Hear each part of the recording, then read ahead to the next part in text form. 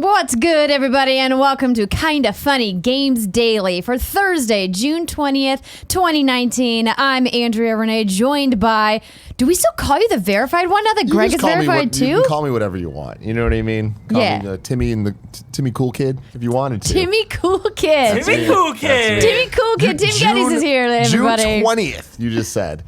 That means I'm 10 days away from my 30th birthday. Woo! It's feeling exciting? real. Yeah, it is exciting. The one thing I'm not excited about is because I'm never going to let the 30 under 30 thing die. Yeah. But it's going to be, everyone's going to make the joke of like, you're no longer under 30. You're not under 30. It's like, but but still like, got it, dude. It's a whole thing. It's like You're my friend. still Forbes 30 under 30, Tim Geddes. I get that, but I bet you every single person, just like we grew up, my friend was named True. And we couldn't meet anyone without him being like, can I call you false? And it's like, you're not funny, and I hate you. I didn't even think of that joke. That's a bad joke. It's a bad joke. It's horrible. It's a bad joke. Yeah. Kids make dumb jokes. I'm happy to be here with these you are adults today, a lot of times. Andrea. Yeah. This is fantastic. I feel like I haven't done this show with you, especially with you in that seat. I think we've only done this one other time like this. I'm here for the ride. I love it. Yeah. So if you missed it, this, of course, is Kinda Funny Games Daily, your source for nerdy video game news in the morning. Each and every weekday, we ask you guys to join us live at twitch.tv/kindafunnygames. And if you are watching live, we ask you to also help keep us honest by letting us know what we screwed up as we screwed it up by heading to kindafunny.com/you'rewrong. But if you can't watch it live, no biggie. You can find us on your favorite podcast service around the globe or at youtube.com/kindafunnygames. And if you want to take a one step further and participate and be part of the show, patreon.com/kindafunnygames is where you get all of those fancy links where you can send us your questions, you can send us your squad up requests, or maybe if you just want to, give another Kinda Funny best friend a shout out, you could probably do that there too. You can do whatever you want. Yeah. Man. It's really limitless potential. Exactly.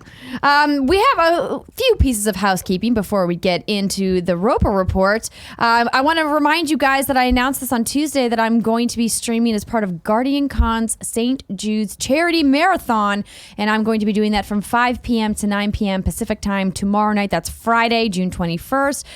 Twitch.tv/GuardianCon. Fran was there last night with the Destiny podcast crew, and we are going to be hosting it on the Kinda Funny Games Twitch channel, as well as the What's Good Games Twitch channel. So there's a couple different chat rooms you could be in, but the main chat will be at GuardianCon.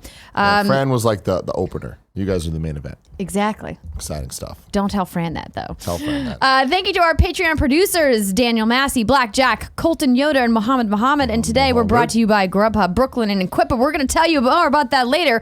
For now, let's get into what is and forever will be the Roper Report. Time for some news. 3 items on the Roper Report. Oh, Baker's dozen. Kevin was ready today. Like, he had that mic in front of him. He was waiting to do his little doot-doot-doots, beep-beep-beeps, whatever you want to call them. We are continuing our post-E3 hangover, as Greg has been calling it all week, with some appetizer light news. Nothing super heavy hitting this week, which is actually not bad because it means we'll get to more of your questions and reader mail. But the first thing I want to talk about actually dropped yesterday after the show, and it's about Bungie overhauling Destiny 2's Eververse in-game store. So this write-up comes from our friends over at Polygon. Ahead of Destiny 2's Shadowkeep, Bungie's Luke Smith announced changes to the game's cosmetic-only Eververse store. With the Armor 2.0 system coming in Shadowkeep, Smith announced that all Eververse armor will convert to a new system called Universal Ornaments. Instead of pieces of armor that come with their own perks, Eververse loot will be able to change the look of any existing legendary armor piece in the game. This is effectively a new transmog system for Destiny armor, where the look of the piece is agnostic from the perks. Smith mentioned that the team has always struggled with what kinds of perks to put on Eververse armor, not wanting the game to seem pay to win. Players who've already earned a ton of Eververse items over the past 2 years of Destiny 2 will retroactively unlock older armor ornaments. Bright Dust is also changing this fall, and Bright Dust is currently used to buy items from the store, and players will earn it by completing specific bounties and dismantling random Eververse items. In the fall, Eververse items won't dismantle into Bright Dust anymore, and players won't need to spend Bright Dust to pull Eververse items out of their collections. Finally! Starting with Shadowkeep, players will earn Bright Dust through a variety of activities like Gambit, Crucible, and Vanguard bounties, and players can still use the currency to buy from Test's rotating Eververse selection each week. If players want to buy something directly from the store without waiting for the rotation, they'll still need to buy and spend silver, which is Destiny's real money premium currency, to do it. Of course, as a reminder, Shadowkeep from Destiny 2 and these changes will launch on September 17th for PS4, Windows PC, and Xbox One, and Google Stadium's version won't arrive until later in the year. What does this do for you? This is super exciting. They've needed to overhaul Eververse for quite some time. When they announced the transmog-like system that they were working with the new armor changes coming to Shadowkeep, I was very excited because I've said for a long time that it feels like this constant chase for gear is somewhat meaningless when they announce a new expansion or a new season of content, because now they've raised the light level and the gear that you worked so hard to earn is essentially unusable because you now have to chase the next piece of gear. And I have some really cool looking armor sets in my vault that I would love to be able to transmog and keep the look of, and then apply the new stats of the armor that I'm getting in the new content drop. So it's very exciting that they're doing that. I think it's smart of them to take away all of the attributes that are in the Eververse store items, because as Luke said here, they want to eliminate a pay-to-win scenario, particularly in the PvP section of Destiny. So I think that's making it all ornaments so that you can apply it to other types of armor systems is really smart. But basically, the transmog is overdue in Destiny. So this is all good stuff. Yeah, I've been looking to transmog a couple things myself. Oh, yeah? Yeah, you have. Yeah. No, this sounds good. I'm very interested in Bungie's kind of separation from Activision and the choices that they're making and how quickly or how long it's going to take them to kind of really come into their own and really own their product again, you know? Because I feel like these are all steps that sound like they're very community focused and the things that the good guys would do, quote unquote. And I'm just interested in what that's going to do for Destiny 2, more specifically for Destiny 3. Or whatever the next game is. But I feel like, you know, we've been seeing a lot with the games as a service, looking at the First Division kind of growing over the year and a half or whatever after it came out, of like from what it was to what it became, and then seeing what Division 2 was.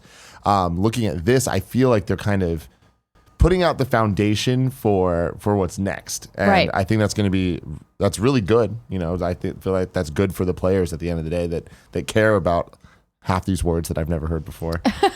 Well, when you're dealing with in-game currencies for a game you don't play, it can definitely get confusing. I think the takeaway here is that they want to make purchases with real money more meaningful, while also providing a better, efficient, and optimized way for players who are earning in-game currency through completing in-game tasks, make it feel like it's worth something. And it's tough because the way that the Bright Dust system is currently set up, I know some friends of mine that have just massive stockpiles of Bright Dust because they never spend it, whereas I end up spending mine all the time because I never get good drops in the RNG loot that is the engram system of the Eververse, which is an engram is essentially... I keep trying to follow you. I'm sorry, Tim. I'm sorry. This is how I feel when you get deep in the weeds talking about Pokemon. I get it. But To each their essentially, own. this is a good thing, and what it means for people who do have a lot of Eververse items in their vault. You want to dismantle the things you don't want before Shadowkeep so you can get the Bright Dust from them, because we don't quite know what the drop rates or how we're going to be able to earn with the new bounty system that they're going to be bringing in. Question. Yeah. So when Destiny 2 first came out, I remember people were upset that the powers of the armor and the colors of the armor were tied together. So for you to be powerful, you kind of had to look like a Looney Tune, even though you wanted to look like a cool neon blue badass. Is that still true? No, I'm not quite sure where that came from, because the shader system has always been very customizable, almost to a fault, that you can use an individual shader on a specific piece of gear, and there's like the 5 pieces of gear, so you could technically use a different shader on each piece if you wanted to, but that has never been tied to power.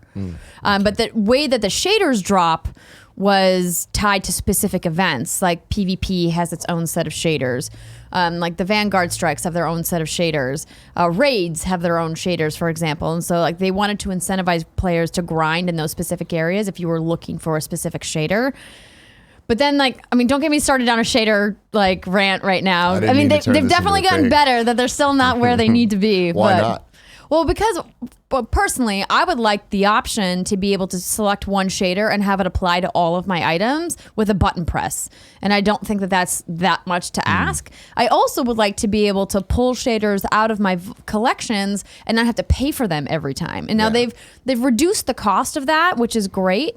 But at the same time, if I've earned it through a drop, particularly an Eververse shader that I paid silver, real money, to unlock, I shouldn't have to keep paying. I shouldn't have to keep paying to pull it out of my vault if I apply it, because they've essentially made them consumable. Whereas before they were essentially part of, once you've unlocked them, you could always use them whenever you wanted. And now it's like, if I apply this purple shader to my one gun and then I decide to change it to a pink shader, if I want to go back to the purple shader, I have to, if I don't have one in my vault, I have to pay to pull it out. Maybe that's what people were upset about. That sounds like what I'm talking about. Yeah. So it was, they still haven't quite gotten that to a place where I think it needs to be, but. Does transmogging help that at all? No, because the transmogging system is different from the color customization. The transmogrification system that they're putting in essentially allows you to take the way a certain helmet looks and then apply stats from another helmet to it so that you can get the stats you want with the visual look you want. And then the shader is like a third layer on top of that. Wow. I hate this so much. But that's why people love Destiny, because it's highly customizable. Do people love Destiny? I read online that game sucks. Yeah, Damn. that game does not suck. Clearly, millions of players disagree with you. To Kevin. Okay, Whenever Kevin's doing his little, when you hear that voice, you hear that laugh. Walk the other way, ladies and gentlemen. It's not worth it. All right, moving on to the next story. And I think Greg pulled this. Did you pull this? Nah. It must have been Greg before he left for Canada. The Bloodstained Progression Bug. And so there was a statement that was made. So let me pull up an actual story here from our friend Matt Kim over at US Gamer. Actually, this is from Eric Van Allen. Bloodstained Studios says early bird players stuck on bug have to restart their game. There was an update because 505 Games released a statement. So the original article reads, a patch for Bloodstained Ritual of the Night pushed out yesterday created some problems with key treasure chests already being open, stopping players from progressing past certain points. At the time, it seemed like starting a new game was the only solution, and an update from the Bloodstained Twitter account confirmed that to be the case. In a series of tweets from the official account, the studio says it has been investigating an issue with the PS4 and Xbox One versions of the game that occurs only when a new game is started before downloading the 1.02 update. So, this update caused treasure chests containing key items like the silver bromide to show up in an incorrect state. Basically, the game thought it was open already and that you had the item from it.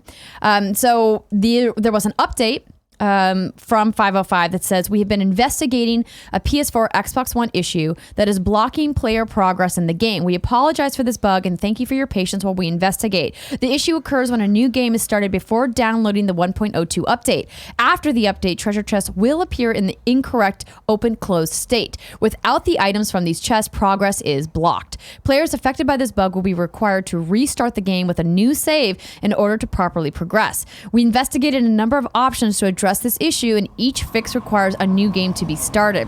Despite our efforts to provide a fix that preserves pre-1.02 progress, this is the best solution to avoid future issues. Xbox One players will also be affected by this when the 1.02 patch is delivered next week. Switch players who have a physical copy should download the patch before playing.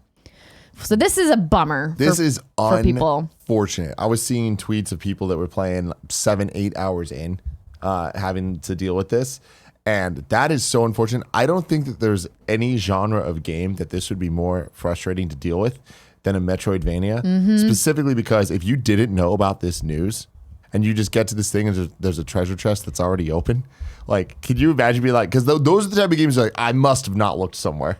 And you just keep backtracking, trying to find what you're looking for, and you never find it. That sounds like hell. Yeah, it does. And having to restart the whole game. Oh, Yikes. No, man. This is bad news. It's good that they caught it. It's good that they're acting on it. It's good that there's a patch.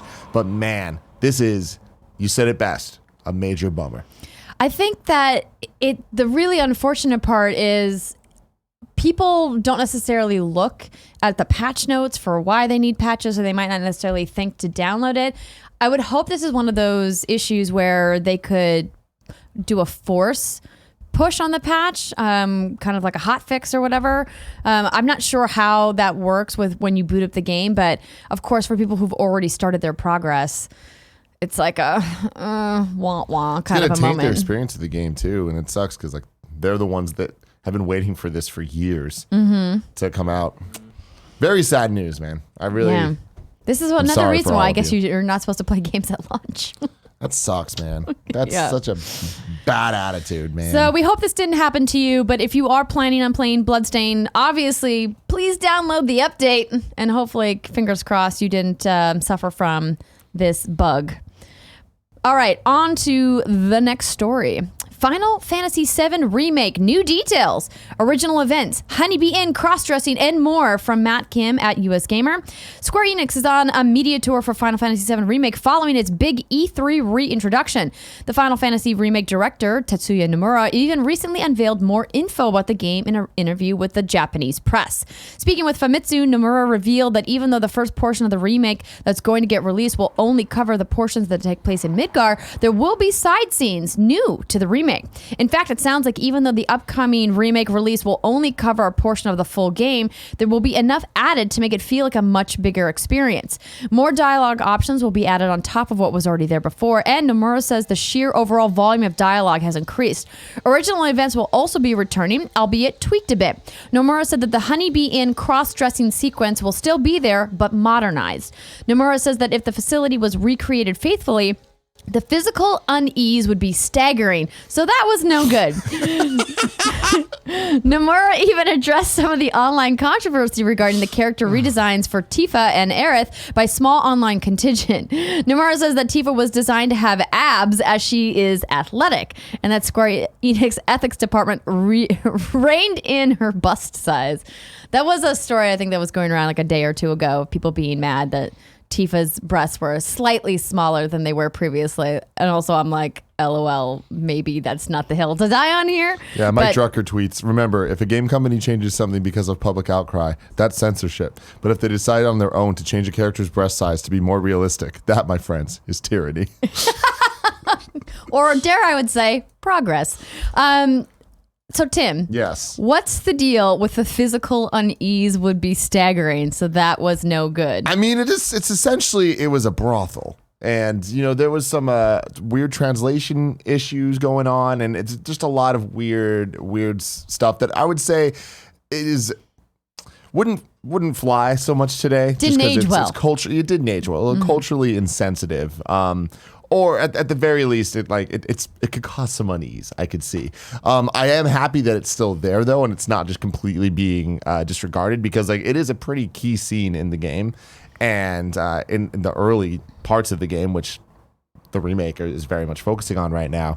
I'm excited to see how they tackle it, and I personally believe they're making all the right calls with this game so far. I've been tonguing it up so much, my game of the show at E3 this year, but even all of this stuff. The one thing that I feel they're not handling super correctly is making it extremely clear what this series is going to be. Right. But even then, it's like they're trying their best to be transparent. It just comes off super awkward because there's a lot of translation happening, and no one's saying anything clearly when it comes to it. Like I feel like the biggest issue is there isn't a subtitle to this game. It's just Final Fantasy VII Remake. It should be part 1, or should be like have something to have people understand that there's more coming.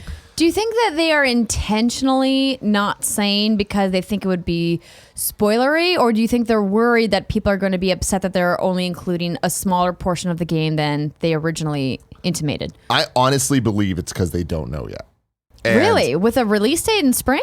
I'm talking about the future games. Oh, okay. They know what this game is. Like, they're Right. being very clear. It's up till Midgard. There's going to be extra scenes. I imagine, I would not be surprised if what they're saying here about there being extra scenes, we get some flashbacks that are in totally different areas. Or maybe some things that they're hinting at the events that happen later in the game, but from a different perspective. There's a lot of stuff that they can add that is later in Final Fantasy VII, earlier, that would actually add a lot of context from other characters, or just seeing little brief glimpses here and there. There was a Reset Era thread last night popping up of people being like, hey, with all the information we have, like, can you imagine where the second game could start if they just cut out a little bit of content here and like started with this big major event that I'm not going to spoil. And I'm like, oh my God, that would be so hype, so perfect, such a great jump on point for the next game. But where does the next game end? Is the next game the end of the game, or is the next game the middle of this story? Because that feels weird. Knowing the original game, I don't know how they're going to split it into two other games from a story perspective of having the rise and fall of action. There's definitely enough content for that, especially if they're making Midgar into its own thing. But I'm very interested in what this ends up being, but I don't think that they know yet if it's 2 games or 3 games, or I think it's the future games that are causing all the confusion. Because this game, I feel like, really understands what it is. Yeah, well, obviously they've been working on it for quite some time now. I find it interesting to think about, where does it end? Like, at what year, what platform is Final Fantasy VII Remake over? Because of how much time they've spent on this, like part 1, we can dub it. Like, how is it going to be? Like you said, it's going to be 2 parts, it's going to be 3 parts, it's going to be 4 parts. How much extra content are they putting in? Is this going to end up being, like triple or quadruple the size of the original game? I mean, I truly believe that people are getting really caught up in the zeitgeist of being like, wow, this game's never going to be finished. This game's going to be finished, fingers crossed, March 3rd, 2020. I feel like you could play just this one and it's going to feel like a game, a complete game. Right. Kind of like Infinity War. It's still a movie. Yeah, Endgame was coming after that, but like Infinity War wasn't. It had a giant cliffhanger though. But that's fine though. At least it was a complete movie. Yeah. People are acting like this is a trailer. Right, but you know what I mean? That comparison's tough because with Infinity War, we knew when we were getting Endgame. We don't know when the next part of Final Fantasy VII Remake is coming. Could be 1 year, could be 4 years. Yeah, but the same thing can be said about, let's not use Endgame because we knew the date for that. But like, we don't know when the next Marvel movie's coming, but we know it's coming, right? True. And it's like, we will at some point know when it's coming and it's going to continue the story. I feel like everyone would be a bit more at ease if they were straight up just like, Final Fantasy VII Remake is a trilogy. And then people would be like, all right, cool. Yeah. Like, that's what's happening. But them not doing that leaves this kind of vague. I just think that this is going to be a much more complete game, and it's not just a part of a game. Right. They're treating this like it's its own thing, and I think that each entry in whatever this ends up being, whether it's 2 games, 3 games, 5 games, I don't know. Yeah. Apparently, according to Square Enix producer Yoshinori Kitase, they also don't know. Thank you, Nanobiologist, for dropping that into You're Wrong, the article over on Newsweek, which it looks like it's quoting Kotaku, says that he can't say yet because, quote, we don't know ourselves. So I was in the room when he said that. They gave a demo. He was the one actually playing it for the whole intro bit. And he was like, yeah, we don't know. We're focusing on this game. Like, those conversations are happening, but we don't know. And again, that's the weird thing of translation and transparency, where at least they're telling us, That's true. But I mean, better for them to say they don't know than to know and then lie about it. I do think that we are hitting a weird point where we're so close to the next gen that there's a lot of stuff they can't say as well. So I think that, like, because of all that, there is a lot more secrecy going on. Like, Final Fantasy 13 had a trilogy, and that was all on one generation, right? This very well could be a trilogy, but it's going to be across multiple generations at the very least. Interesting. Yeah. It's exciting stuff, though. Yeah. I guess if you're a Final Fantasy VII fan. Even if you're not, this game's going to be great.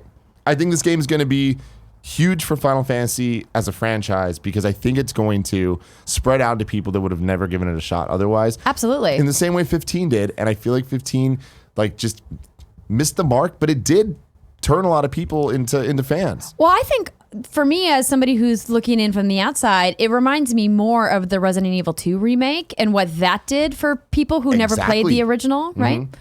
I keep saying that, like, that was my line of E3 is like, this is the remake 2 of Final Fantasy VII, and that is the highest praise I can give it, because Remake 2 is my game of the year so far this year, because it did something special, which is it just made a brand new modern Resident Evil game. It just happens to be all the nostalgia and good things about the original game, just getting rid of anything else. And I feel like Final Fantasy VII is doing the same thing. All right. Well, we'll keep our fingers crossed, Tim. The nanobiologist also dropped in an article that is interesting enough. I don't know if I would normally dub this breaking news on a normal day, but on a day like today, why not? So we'll go ahead and take a look at this. Is from Rebekah Valentine over at gamesindustry.biz. She writes, Patrick Soderlund's $20 million retention bonus didn't leave EA with him. Last year, EA's then chief design officer, Patrick Soderlund, received a $20 million bonus to stay with the company. He left that August. At the time, with no indication to the contrary, it was widely assumed that Soderlund took the bonus with him on departure. But a GamesDaily.biz interview with EA CEO Andrew Wilson reports that this was not the case, and that the stock grant was instead put into a pool used for various things at the company, including new hires. The interview also notes that Wilson and his direct reports declined performance bonuses in the most recent fiscal year, though it is unknown how much they would have made. Wilson reportedly made $2.5 million in bonuses for the previous year. EA's 2018-19 report saw both revenue and new income down, with executives noting that the company had been, quote, challenged by things that did not go as planned, end quote. The same year also included layoffs at 50 of EA's Australian Firemonkey studio, layoffs of 350 of its 9,000 total employees in March across multiple teams, and of course the shuttering of EA's Japanese and Russian offices. Quote, I don't want to try to defend things, but it's the hardest decision you make as a leader, whether you're a leader of 10 people or 10,000 people. It's the hardest decision you make, Wilson said to Game Daily when asked about the layoffs. These decisions have to be made for the longevity of an organization who is moving through a tremendous disruption as an industry. And that is the end of the article. So I think that this is actually good news to hear from EA, to know that not only did Söderlund not take that retention bonus, but that the other executives also did not take bonuses last year. I think that is a step in the right direction for the leadership to say, hey, we want to reinvest in this company. We want to steer the ship in the right direction. We've had a tumultuous couple of years where very few people made an exorbitant amount of money off of the backs of thousands, and we want to try to make that right, or make steps towards making that right. So cool. $2.5 million bonus. It's just like, oh, hey, what's up, money? Yeah. Insane. Buy a nice leisure boat. Before we move on, since it is a slower day, 2 games review embargoes dropped today. Ooh. So I want to talk about that a little bit. The Metacritic score for Judgment is sitting at a 79 right now. Pretty good. And My Friend Pedro is at an 80. Nice. So good news for both of those games. Check it out. Do. Well, those games are out today, Tim. So this is going to be a weird transition when I say, if I wanted to know what was coming to the Mom and Crop digital shops, where would I go? The official list of upcoming software across each and every platform is listed by the Kind of Funny Games Daily Show host each and every weekday. Out today. I can confirm, though, that Kevin did say, yeah. He did. I could have. Thanks for telling me how we screwed up. I appreciate that, Kevin. I love him, and I hate him. Do you want to come and host the show, Kevin? Mm-mm. Tim's Please, like, God, no, no. don't do that. Nah, I'm good, thanks. Okay, cool. This is quite a long list today. We got Muse Dash on Switch and PC, Tormentum 2 on PC, Super Neptune and RPG on PC, Scrap Rush on Switch and PC, My Friend Pedro, as Tim mentioned, on Switch and PC, 198X or 198X, 10, I don't know, cross. 1980X. There you go. I imagine is what they're going for there. I don't know what that game is. PS4 and PC. Slender the Arrival comes to Switch. Underworld Ascendant on PS4. Project Lux is on PS4. Highball is on PC. Zero Strain is on PC. Bon Voyage is on PC and Mac. Steel Division 2 is on PC. Australian Road Trains is on PC. Duke of Defense is on Switch. Boxing Champs is on Switch. Main Lining is on Switch. Secret Files 2. Puritas Cordis is coming to Switch. Line X is also on Switch. And Forest Home is on Switch. And hot off the presses, Harry Potter Wizards Unite dropped early on iOS. I have downloaded it. I caught my first hag in the Kind of Funny offices. I'm very excited to spend some more time in Wizards Unite and check it out. So if you guys have been waiting, check your Android or iOS store to see if you can download it starting today. And new dates for you. This little write-up comes from Polygon. Disaster Report 4's Journey to the West has been a long time coming, but the survival adventure game will finally make its way to North America in early 2020. NAS America is bringing the game to the Nintendo Switch, PlayStation 4, and Windows PC. The PS4 version of Disaster Report 4 will support PlayStation VR. 1980X looks insane. Oh, yeah? It is described as an over-the-top arcade action meets coming-of-age drama, blurring the lines between game and reality. Okay. We're Check taking a out look this at it trailer. here for audio listeners. Oh, I immediately gained Streets of Rage vibes. But now it's something totally different. It's not just a shoot 'em up. Wait, are these actually old games that they're doing a montage This of? is not just a racing game. This is not just a ninja game. I'm confused. This is not just an RPG. Whoa, old school RPG. This is the story of my life. Oh, okay.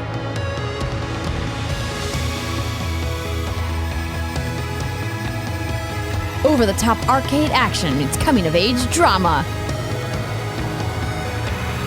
Wow, so is this like a mashup game where they take a level from a different genre from a 1980s style game and then make it into one game? I feel like I need to play this now. It looks cool. It does look super cool. Who publishes this game? I'm looking into They it. say that when you grow up, something inside No you reviews dies. yet. Is this still the same trailer, Still Kevin? not sure Yeah. if Oh. it's good or bad.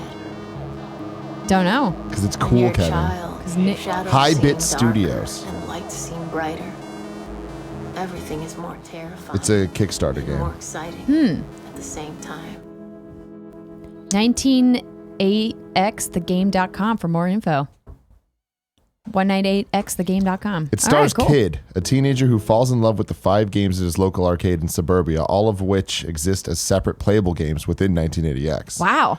Those games are a beat 'em up where you rid the back alleys of hoodlum filth and punk gangsters, a shoot 'em up about fighting a mechanical armada of automated death, a racer set in a moonlight-drenched city, a 2D ninja game which looks more than a bit like Ninja Gaiden, and an old CRPG where you explore the labyrinthian circuits of a rogue AI.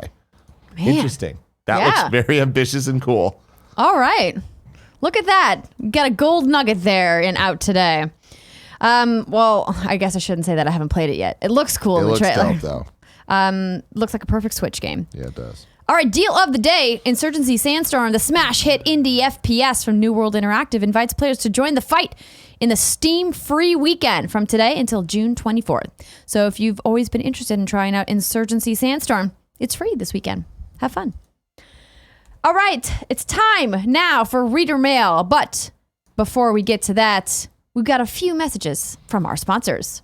That is true. Ladies and gentlemen, this episode is brought to you by Grubhub. Grubhub helps you find and order food from wherever you are. How it works? It's simple. You type in an address, we tell you the restaurants that deliver to the locale, as well as showing you droves of pickup restaurants near you. If you want to be more specific, you can search by cuisine, restaurant name, or menu item. They'll filter your results accordingly, and when you find what you're looking for, you can place your order online or by phone, free of charge, just like Joey Noel did. Ooh, Here we go. From the Posh Bagel do we itself. get? We got some Posh Bagels, baby. We got some bagel sandwiches. ooh, are these up for grabs? Yes, they are. Offered them to you earlier. Oh, well, Yeah. I can't like eat a bagel sandwich right before we're about to go live. You gotta Then I'll love. have bagel all in my teeth. You need to learn how to live, Andrea Renee. And with the power of Grubhub, you can do that anytime you want. Grubhub gives you access to your favorite restaurants, reviews, and a 24/7 customer care team that tracks each order and makes sure you get exactly what you want, what you really, really want. The company's online and mobile ordering platforms allow diners to order directly from anywhere. So easy. You can get $10 off your first order of $15 or more by downloading the Grubhub app and using promo code Kinda Funny. You can get $10 off your first order of $15 or more by downloading the Grubhub app and using promo code Kinda Funny. Let us know in the comments below what you order with your Grubhub. I'm very interested. If you have a Posh Bagel near you, these are smelling mighty fine. I'm going to tell you that right now. It's true. Also, shout out to Brooke Linen. Making your home beautiful is the ultimate form of self-care. You spend 1/3 of your life in sheets. Don't you want to be insanely comfortable? I know I do. And I know I am because I use Brooke Linen. And now the warmer weather is here. Maybe it's time to switch up your sheets and duvets to something a little breezier, lightweight, and soft. What a fun word, duvet. You know, check out the newest linen collection with a beautiful assortment of colors. These are luxury linen sheets and robes without the luxury markups. Brooke Linen was the first direct-to-consumer bedding company, meaning they work directly with manufacturers and directly with customers. No middlemen, just a great product and service. They have 12 beautiful linen colors and patterns to choose from, but I'm telling you right now, you should just get the blue ones. They're beautiful. Just the blue ones, huh? Just get the blue, baby. Brooklinen.com is giving an exclusive offer just for our listeners. Get 10% off and free shipping when you use promo code GAMES at brooklinen.com. Brooklinen's so confident in their product that all of their sheets, comforters, and towels come with a lifetime warranty. Wow. That's a really long time. That's a very long time. Hopefully. It's a lot of washes. Hopefully. The only way to get 10% off and free shipping is to use promo code GAMES at brooklinen.com. That's BROOKLINEN.com. Promo code GAMES. Brooklinen. These are the best sheets ever. And finally, Quip. Oh, I love Quip. It's time for spring cleaning, and Quip's got an easy way to start with your brushing habits. Just 2 minutes twice a day can help pave the way to a healthier mouth and mind. And now the whole family can get refreshed with Quip. The new Kids Quip has the same 2-minute timer and guiding pulses as the original version. There's no childish gimmicks. They can brush their teeth just like a grown-up. The kids' brush is the same as the original, just tweaked and sized down for sized down mouths. Built-in 2-minute timer pulses every 30 seconds to remind you when to switch sides and help you clean your whole mouth evenly. Brush heads are automatically delivered on a dentist recommended schedule every 3 months for just $5. A friendly reminder when it's time for a refresh and to stay committed to your oral health. I've been telling everybody about the tragedy that happened in my life. Greg, let us know. Where I lost my Quip. It doesn't matter. I got another one, and guess what? It's already here. That's impressive. They ship fast, man, and I love it. And also, it's just great having everything just sent to me with the toothpaste and even the batteries. Those AAA battery, they just send me the battery. I like getting the little mini toothpaste that they send. It's beautiful. Yeah. You get to travel with it and hopefully not lose it. But if you lose it, not a big deal. They'll send you another one pretty soon. Greg loves Quip. He uses it every day. I love Quip. I use it every day. That's why we love Quip. And Quip starts at just $25. If you go to getquip.com/games right now, you can get your first refill pack for free. That's your first refill pack free at getquip.com/games. Back to the show. All right. Time for reader mail. Sorry, I was looking at these Brooklyn and sheet colors. Because you were talking about the blue, so I had to go look at it. Avi. Let's see here. The first one is from, how about we do, oh, I like this one, from Emmett Watkins Jr. Howdy, y'all. Thanks to Game Pass on PC, I've recently played Gears of War 1 for the first time and loved it. In fact, I adored it so much that I immediately hopped into Gears 2 on Xbox One because I wanted to play all the mainline games before Gears 5 this fall. My question is, has there been a franchise that you've ignored forever that you finally got around to, only discover that you love it? And if not, is there a franchise you suspect will fall into that category once you do give it a shot? Thanks, guys, and much love. I have two very real examples of this. They're a bit older now, but at the time, there was still a lot of catching up to do. Fire Emblem and Metal Gear Solid. Metal Gear Solid, it was right before MGS4 came out. And Kevin had loved 2 forever. But I just never really gave him a shot. I played the demos and stuff, and I was like, oh, this is cool. But it just felt like, especially just jumping in and seeing 2, I'm like, there's a lot I don't understand. I don't know who these characters are. This is too much for me.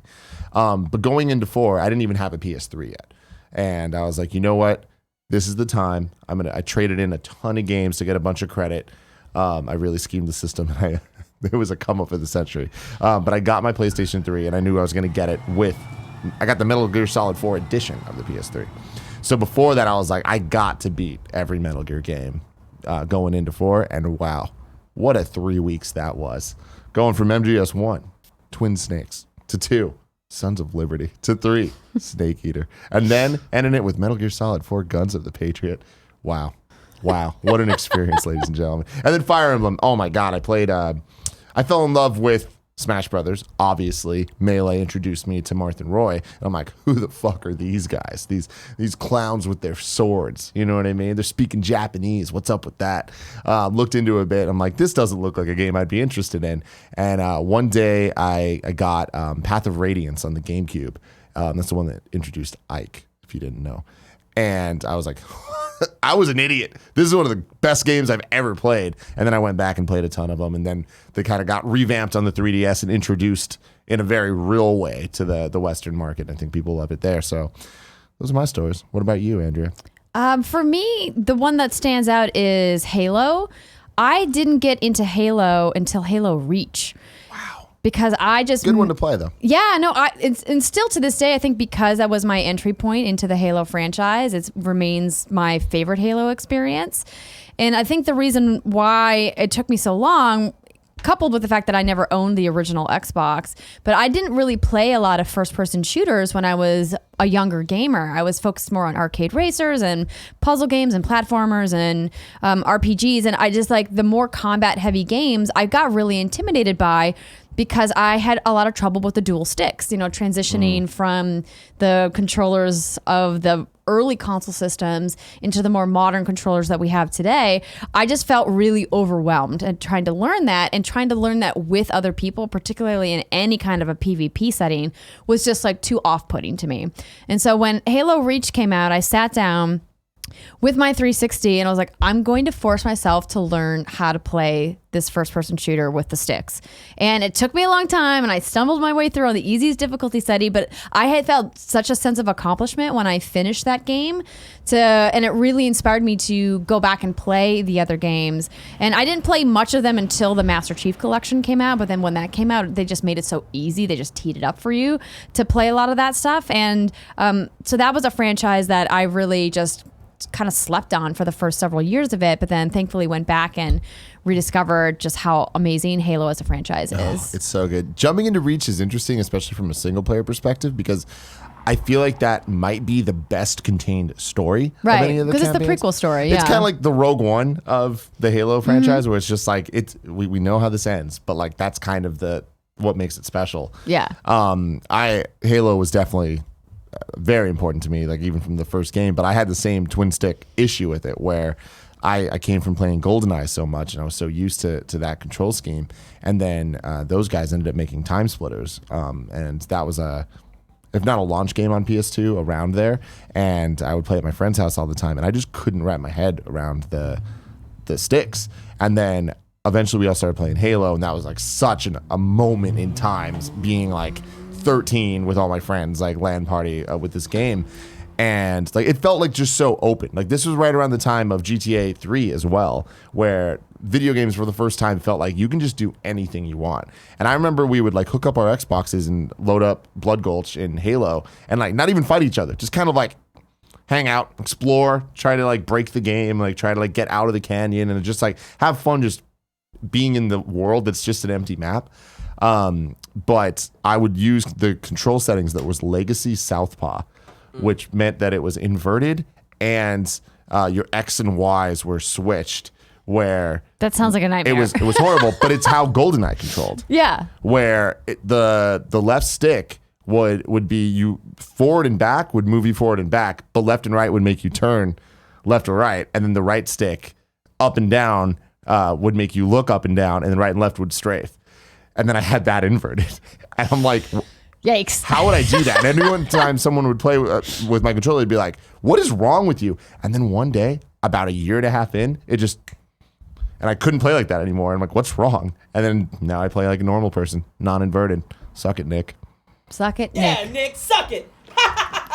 Brittany also plays inverted. Yeah? Yeah. What's wrong with I you? make fun of her every time she does. We're always at these press demos and she's like, I got to stop and change everything in the settings. How do we fix them, you know? I'm like, nerd.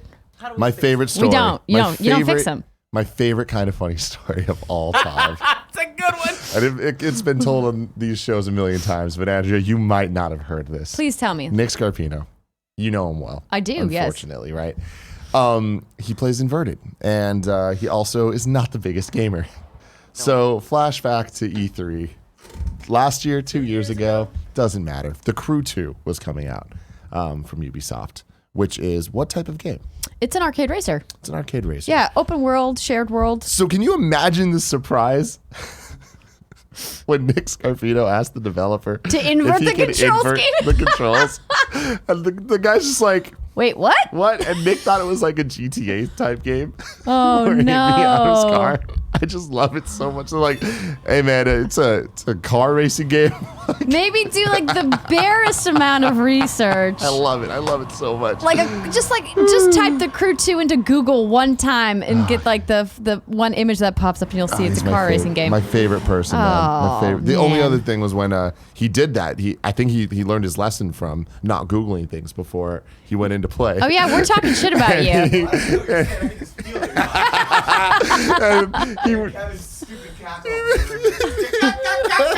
he was gonna play. He was gonna play Detroit, so he Googled it, and a screenshot came up, and he was like, "Oh, okay, it's first-person shooter." And it's like, no, that's just a Detroit map in Call of Duty. Oh, no. Let's make fun of Nick because he doesn't know video games. Why do you have a blindfold? What? It was just on the 'Cause I chair, I don't need think. my site to roast YouTube motherfuckers. I could do this with just my sense of smell, Hold on, I my gotta sense take of awesomeness. Hold on, I gotta take a photo of this. Nick, are you supposed to say something nice about Greg now? Greg's the best, and honestly, to be honest, this show is suffering because he's not on it right now. I'll just let you guys know. Wow. Where'd my phone go? Nick blindfolded himself, then dropped his phone. Now he's trying to find it with the bird. There it is. Oh man. This thing smells like Greg. He's a champion, and he's the best of us. Jesus. At What's least the until What's the next Wednesday. question, Andrea? So the next question, thanks Nick, you can go now. See your way out, exactly. See yourself out. Blindfold off, man. So Tim, from these two questions we have here, the one Yeah. above and the one below, which one would you rather do? I don't know. You don't care? Get out of here. go below. Stop. Okay. Two-Headed Giant writes in and says, "What's good, KFGD crew? Lately, I've been playing classic JRPGs in my spare time, and some of them are just straight up impossible to play on modern consoles or mad expensive on eBay. Say what you will about the quality of Squeenix's ports, but at least they're committed to making old games available. Otherwise, I may have never played Final Fantasy X. So, what old classic games do you wish were readily available to replay in modern platforms? I just want to play Skies of Arcadia on Switch, dude. Have the best day of your life, Two-Headed Giant." I feel like, unfortunately, my answer is the one thing that will never happen, and it's a ton of games with licensed music. So the Tony Hawk games, I would love just a Tony Hawk collection, with all the songs, and that's just not going to happen. NBA Street Volume 2. I would love to be able to play that on Switch. Can you imagine being able to play that on Switch? That's just such a good idea. Somebody, if you want to make a lot of money, you're going to have to spend a lot of money on licensing the music. What else is there? Downhill Domination on the PlayStation. Dude, there's too many licensed songs. Too many licensed songs. Yeah, I hear you there. One of my favorite old games is Cruisin' USA. Thankfully, there's still a lot of arcades that have like the classic cabinets, but Dude, here's the thing. The Cruisin' franchise. It needs to make a return. And some would Right? say it already has. Cruisin' Blast in arcades now. It came out 2 years ago. I don't 3 think I've years played ago. that. It's just a new cruising game. But it's like, why aren't you just porting that to Switch? It doesn't make sense. It's a Nintendo property. yeah. So Port or it to Nintendo everything. Why licensed not? property. I also was really into this weird PC RPG called Legends of Crandia that focused on this like evil jester. And I just spent so much time with it as a kid. And you can get it, I believe, on GOG. But if I could get it on console or on Switch even, I feel like it would bring back all these old feelings. I actually recently started playing The Seventh Guest, the iOS remaster. Did you ever play The Seventh Guest? So this is a very, very old school like adventure game that has these really kind of funny / weird FMV sequences. So full motion video for people who aren't familiar. And that was a very popular thing to do in the 80s and 90s because it was a much cheaper way to animate. And so they have these sections where you're a guest in this house for this rich, crazy guy, and you kind of have to figure out like what's going on because it's like kind of creepy into these puzzles and all these different rooms. And I loved playing that. And then when they put out the iOS remaster, I was like, this is great. Where are the rest of the games from my childhood? Yeah. Life's hard. You know what I mean? Kevin, you got one? Classic game you want to play today? I mean, here's the thing. Yes, it's Time Crisis. I want to be able to play Time Crisis, and I want a gun that clicks back like it should. Yeah.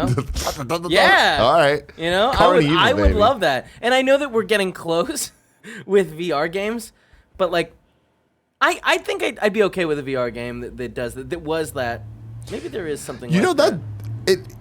But I want Time Crisis. I don't know if the market's big Time enough. Crisis collection on there On I don't VR, that could yeah. be really cool. Even if it doesn't like actually like give you too much with VR, just so that you can have the controls, so you don't need to have Even guns if it and was stuff. an arcade, like if in VR you were standing in front of the arcade. Wow, Kevin. Yeah, and that's then, a good idea. You know, if you use the aim controller or whatever, which Shooter. is the PlayStation gun, where this button, the one that is, I want to say it's L2, in your left hand, the trigger, that was to kneel down.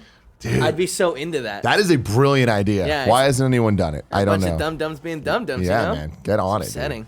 I hate them. I hate them!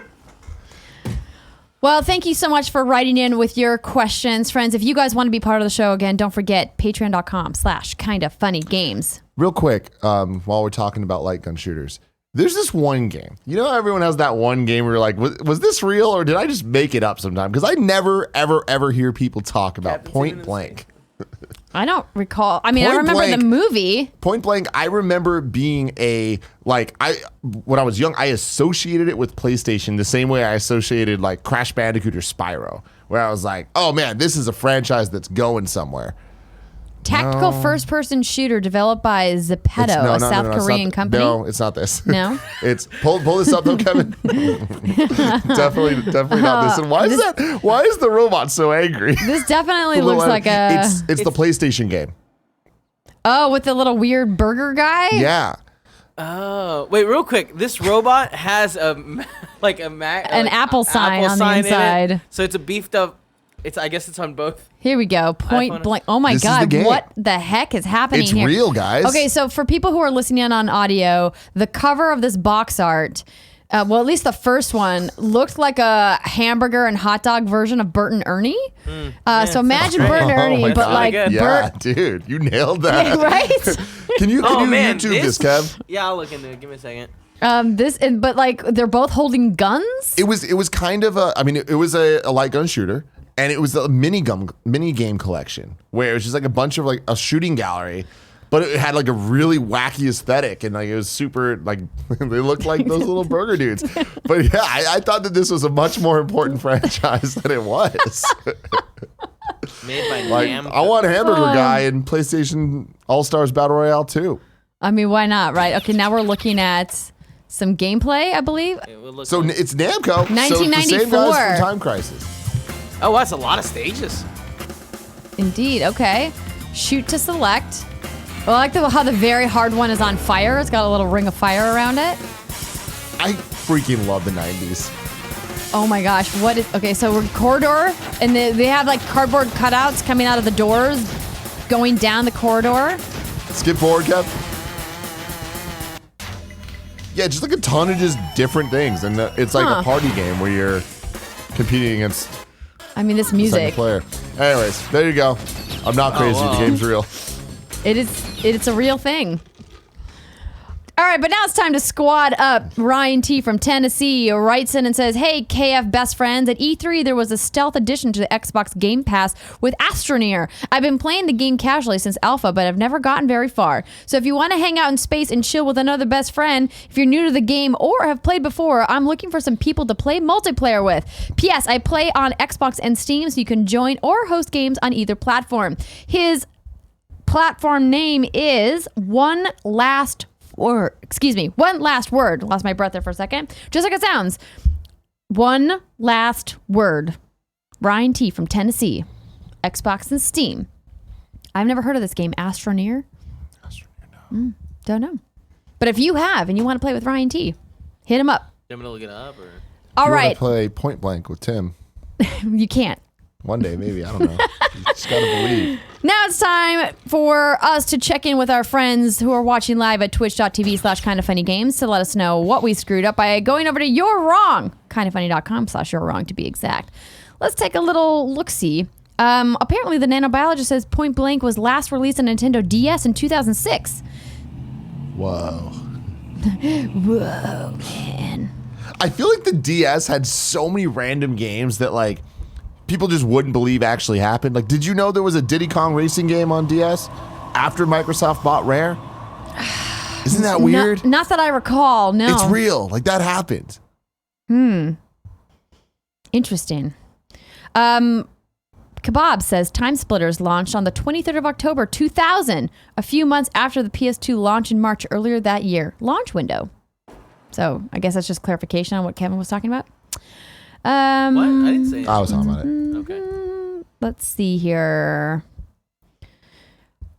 Nanobiologist, you can't put questions into You're Wrong. Kebab saying Time Splitters launched on the 23rd of October 2000, a few months after the PS2's launch in March earlier that year. So it would be considered the launch window. Yeah, but PS2 came out in October. October 26th. God damn it! Does he If I ever remember wrong correctly. again? Of 1999? No, 2000. In North America. This Which is is where Time Splitters came out. Are we going to You're Wrong, the You're Wrong? I don't know. Nah, it seems like a lot of work. Let's just say he's right. Let's just keep going. I'll look into I it. like that Kebabs is trying to defend Nick here and saying that Burnout Paradise, you can tilt the camera up and down, which justifies an inverted option. Not that Nick would have been prescient enough to know that, which is also true. He wants it. But would not justify asking to invert it, no. Let's see here. It says, Albob875 says CTR Nitro Feud was playable on PSN. Not sure about XBL or Switch. At 9 p.m. Eastern time tonight. I just want to high five myself. Oh, is that October 26, 2000 on the fucking dot. Good for you.